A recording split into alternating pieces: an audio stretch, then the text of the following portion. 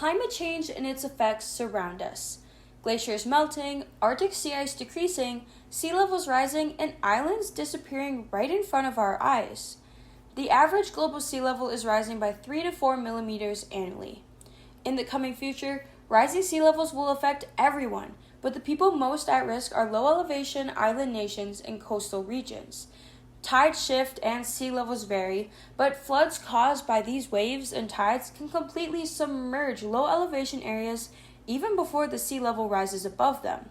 Some areas at major risk right now include the Maldives, the Solomon Islands, Tuvalu, Sogamo Island, and Kale Island. Not every country is equally affected by the rising sea levels, and the islands previously mentioned do not contribute nearly as much carbon dioxide to the atmosphere as other countries do. Yet, they are facing the most immediate repercussions of the rising sea level due to climate change. The causes of rising sea levels are well known. Melting ice sheets and glaciers add more water to the ocean, as well as warming temperatures causing thermal expansion of seawater. Sea level rise is directly affected by climate change and global warming. Simply put, as the world heats up, ice melts and water expands, causing more frequent coastal flooding, more severe erosion of coastlines, and tropical storms surging further inland than previously expected. The Maldives harbor a rich biodiversity, with the largest group of coral reefs in the Indian Ocean, where over 1,100 species of reef fish are found. One of the most serious land-related problems is beach erosion, worn down by rising sea levels. This results in improper waste disposal and unsustainable coastal development practices due to a lack of space. Increased pollution and coral reef destruction from these problems has huge negative impacts on the rich biodiversity of the Maldives. The coral reefs of the Maldives provide coastal protection, and a good portion of fish in the area depend on healthy coral reefs. Fisheries and tourism are two of the largest industries in the Maldives and are dependent on a healthy and diverse marine ecosystem.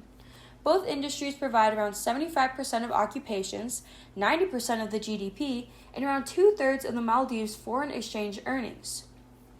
All the Maldivian islands are low-lying, with around 80% being a meter or less above sea level, making them highly vulnerable to sea level rises. Due to sea level rise, these low-lying areas experience adverse impacts such as submergence, coastal flooding, and coastal erosion. Coastal reefs are the mainstay of both the fisheries and tourism sectors, and erosion could significantly lower the revenue obtained from them. Flooding doesn't just impact biodiversity on these islands, though. During floods, saltwater can intrude into groundwater aquifers, contaminating the islanders' primary water supply. The graph shown demonstrates this phenomenon as sea levels continue to rise.